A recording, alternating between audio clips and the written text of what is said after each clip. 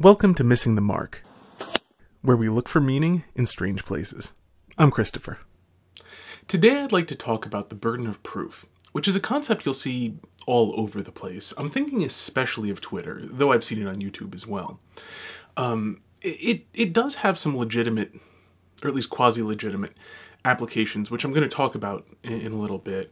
But what you see it often as is an excuse for people without much of a functioning spine, speaking in a metaphorical sense, to have an actual position of their own.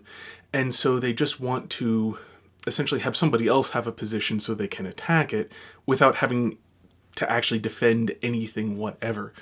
And very relatedly, that they don't want to actually engage really much in the trouble of thinking about anything enough to have a position. They just want to engage in the fun of attacking something else, while they unreflectively just stick to whatever they happen to accumulate to this point in their life. Now, in particular on Twitter, if you hang out in the right places, you'll see my friend Eve Kaninen, who really loves to attack the burden of proof because people will claim it's something like a law of logic, which it absolutely is not. There are three laws of logic. The law of identity, A equals A thing is itself and not something else. The excluded middle, a thing is either true or false. Now, an asterisk on the excluded middle is that a thing is either true or false if it is fully specified. Sentences which don't have, or propositions which don't have a determinate meaning, they're neither true nor false because they're not actually propositions. They're just under-specified. Let me see. Shoot. I can't believe I have to look this up while I'm talking. Anyway, okay. So the reason Eve really finds this annoying is because because people make ridiculous claims for it, and worse, turn it into an epistemological position. Let me see, and see the third. All right, I apologize. This is really dumb of me to get stuck on this tangent while I'm talking. But in any event, oh yeah, I'm sorry. And then the third is the law of non-contradiction. A thing can't be both true and false in the same respect at the same time, and so on. So a school bus which is entirely yellow cannot be entirely red at the same time, for the appropriately colorful definitions of yellow and red, etc. So those are the laws of logic. There is no law of logic that the burden of proof is on the person making the claim, because that's not an element of whether a thing is true or false or how you reason. If it is, no one would discover anything because everyone would just sit there waiting for somebody else to prove everything to them, and no one would learn a thing. So clearly the burden of proof cannot be on the person making the claim. As a law of thinking. And Eve actually has some really funny things that she's come up with. She's a philosophy professor. So one of the first things she loves to do is say to somebody who says the burden of proof is on the person making the claim, well, that's a claim, so by your own principle, I invite you to prove it now. And most of the people she talks to don't even get it. They just claim that it's true, or they don't have to prove it. My favorite is, this is not a claim, it's just a brute fact, to which she says, okay, my position is true, it's not a claim, it's just a brute fact. If you get to just sort of say that, like sprinkling magic fairy dust on the things you say, why doesn't she? And people don't get it. And, well, that's the problem when you have very intelligent people talking, and very intelligent, well-educated people talking with not very intelligent, poorly educated people. They might as well speak a different language. Anyhow, she's also got a great post, I'll link in the description, on the burden of proof fairy, and how if you don't accept the dictates of the burden of proof fairy, you have to believe everything monster will come and torment you for all eternity. It's a pretty funny post, as I said, I'll link it. But here's the thing. All of that is very true, and the burden of proof is quite misused, but there is an actual concept, which is kind of what is being referred to, which is that if a person lacks the force to compel you to do something, if a person lacks the power to compel you by force to do something, then they have to persuade you to do it. Those are the only two options a person has if they want to get you to do something. Either they can make you, or they can talk you into it.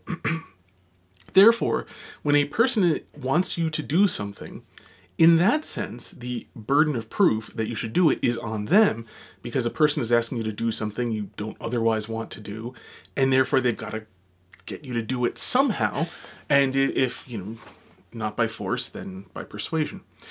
That's true. It's got essentially nothing to do with debates on whether or not God exists, however. Asterisk, it may with the person's parents.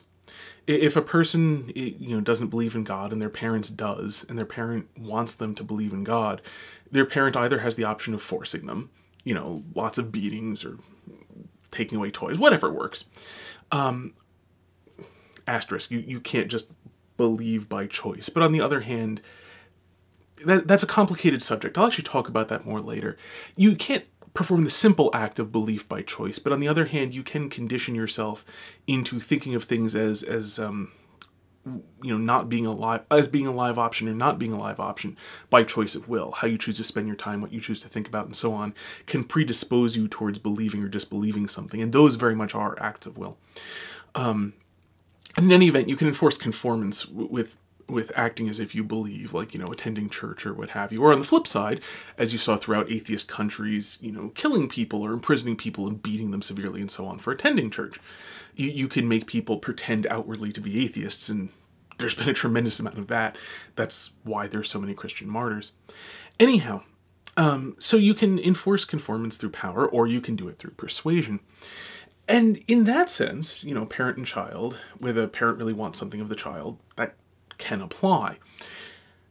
But here on the internet, here's the thing about most of us Christians on the internet, whether you're talking Twitter or blogs or just websites or YouTube or whatever, we don't want anything from atheists. We wish you good out of goodwill. We hope that atheists will come to see the truth because it is good for them. And as fellow creatures of God, we desire that their good happens. But, here's the thing. That really, it's on you. It's on the atheist to actually investigate the world he lives in and come to understand it. And I know there's that silly myth like, well, why doesn't God provide the evidence? The whole world is full of evidence for God. Entirely is. You just have to learn to understand it, because there's no such thing as evidence which understands itself. You have to understand evidence. Murder mysteries are entirely full of this. The detective sees a clue and understands what it means, and everybody else sees the clue and doesn't. This is why Sherlock Holmes always surprised everybody. He saw what everybody else saw, but they didn't observe it. They merely saw it. Well, that's the same thing of all evidence. It exists, but you have to interpret it. There's no such thing as evidence which interprets itself for you. And so this is sort of where we come to my problem with the burden of proof, as it is commonly used. That is, it is commonly used as a means of avoiding the fact that we are all here in this world. We find ourselves created not by our own power. We're just here by something else's power. And it's kind of our job to look at the world and to come to know it. There's stuff here. At least there sure seems to be. People have doubted that, people have doubted, whether matter exists and so on. Well, as thinking rational beings capable of knowing truth, we have a duty to the truth. We have a duty to go and investigate the world. And I wrote a blog post on this called "We Are All Beasts of Burden." That is to say, the burden of proof is in fact on all of us. Not in argumentation, but rather that arguments are just one small thing you do in your life. You have a much bigger duty to use your mind to come to know truth, to discover what actually is. And this is the thing that's disappointing more than anything else. It's a bit frustrating. But it's mostly frustrating because, I like good conversation, and one of the reasons I spend a lot of time on the internet is I try to find it. But that aside, it's more than anything disappointing that there's so many people who just don't care. they look at the world, they learn the minimum they can possibly do to get by-ish, sort of, for the foreseeable future without much foresight. And that's it.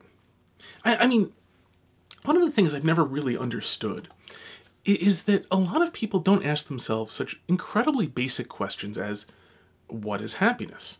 How do I get more of it? And what ways of getting more of it actually work to get me more of it? Because, I mean, of course, one of the things you can learn when you're, I don't know, 3, 2, 1, at the very least by the age of, say, 8, is that there are lots of things that look like they will make you happy that in fact don't, or that make you happy for very short periods of time and then make you miserable afterwards. Like, for example, as a child, screaming at your parents. Sure, it feels good to give vent to your anger for a moment, but then you get punished and it really sucks. Very quickly, you're supposed to learn that the mere fact that it felt good for a moment doesn't mean it will make you happy for any meaningful amount of time. And ideally, as a rational being, one can generalize this to the more, the broader question of how do I get happiness in a manner that actually lasts? Because equally obviously, there's tasty food, but, that doesn't actually work real well. I happen to love chocolate. If you like something else, consider that, replace it. But if you just eat chocolate, and I can eat chocolate like as a food. I can eat chocolate for breakfast, lunch, and dinner. I have in the past. And as a result, I have discovered, that doesn't actually work well. At some point, you just don't feel all that good, even though it was great as you were eating it and you felt good for a little while afterwards. I kind of learned that lesson when I was a teenager, and I stopped doing that by the time I was in my, There are a few times I kind of made a meal of chocolate when I was in college. I stopped doing that by the time I was an actual adult. In practice, a practicing adult, as it were. Haven't done that in a long, long time. Because it's not a good idea. It's counterproductive. It's self-destructive. Anyhow, point being, we are all beasts of burden who must discover what the world really is. We're able to know truth, and so it's our duty to go find it out. And so the burden of proof should be, more than anything, irrelevant. If somebody may know something, you should try to find it out from them. You shouldn't sit there saying, see if you can make me believe it. Go on, see. So, all right, there's a lot more to say about it, just some quick thoughts. Until next time, may you hit everything you aim at.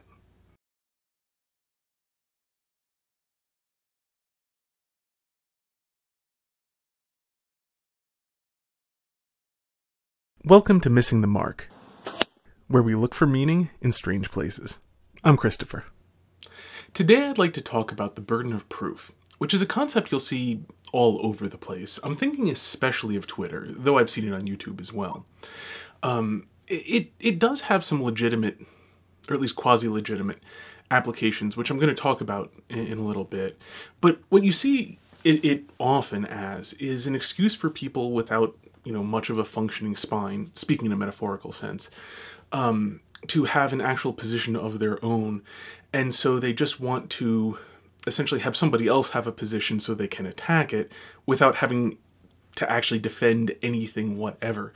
And very relatedly, that they don't want to actually engage really much in the trouble of thinking about anything enough to have a position.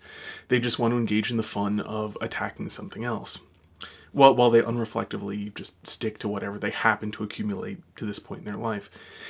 Now, in particular on Twitter, if you hang out in the right places, you'll see my friend Eve Kaninen, who really loves to attack the burden of proof because people will claim it's something like a law of logic.